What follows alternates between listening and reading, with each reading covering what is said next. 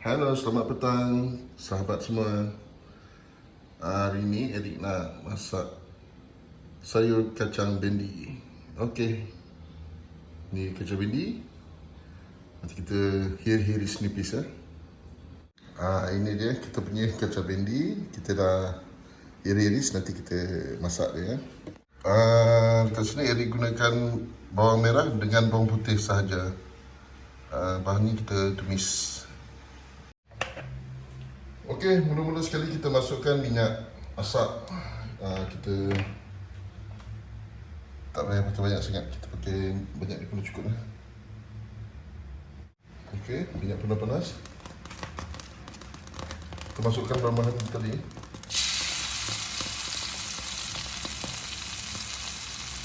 Bawang putih dan bawang merah.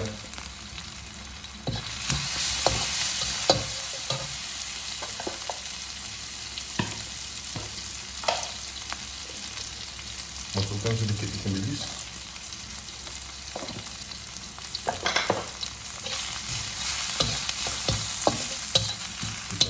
Dia punya aroma.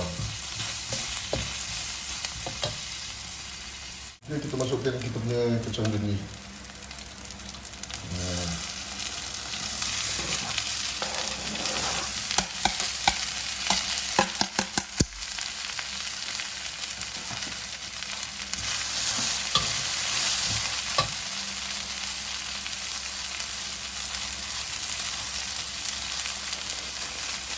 Masukkan sedikit air.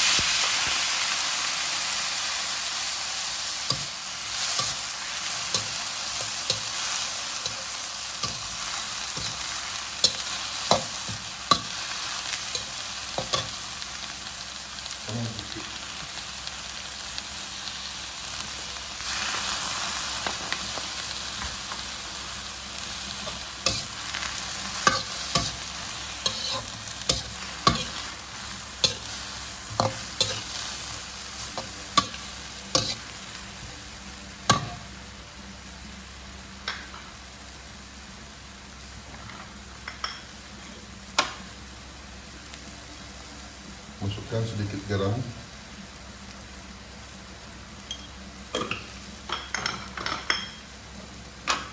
Dan rasa Ajinomoto.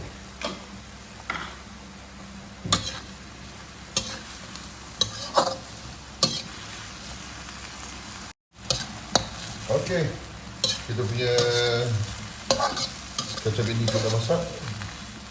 Jadi, terima kasih kerana menonton dan jangan lupa mencuba resepi ini. Bye-bye.